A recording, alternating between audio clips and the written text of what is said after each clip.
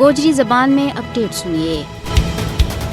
بھارت پاکستان اور اس کا غیر قانونی طور پر زیر قبضہ والی کشمیر میں تحریک آزادی نہ بدنام کرن کے واسطے ریاستی انتظامیہ کا تعاون دے ایک اور دہشت گردانہ حملہ کی منصوبہ بندی کر رہی ہے۔ مقبوضہ کشمیر میں پہلے تے ہی جھوٹا بڑا جعلی حملہ دے عالمی حلقہ پاکستان اور کشمیریاں میں سخت غم و غصہ پایا جا رہی ہے، اور ہن ایک مرتبہ اور بھارت پاکستان نہ بدنام کرن کے واسطے جھوٹا آپریشن کو ماحول بنا رہی ہے، جس کو ثبوت بھارتی وزیر داخلہ امیت شاہ کو حالیہ جارحانہ بیان ہے، جس کی پاکستان نے سخت الفاظ میں مذمت کی ہے۔ بھارت اس سے پہلے بھی کسی ثبوت کے بغیر جھوٹا حملہ میں پاکستان نہ الجھاؤن کی کوشش کرتے رہی اور ہن ایک اور جعلی آپریشن کو مقصد بھی ہوئی ہے کہ پاکستان نہ FATF کی بلیک لسٹ میں شامل کروایا جا سکے۔ ناپاک سیاسی مقاصد کا حصول کے واسطے جھوٹا آپریشن کرن کی بھارت کی اپنی تاریخ ہے۔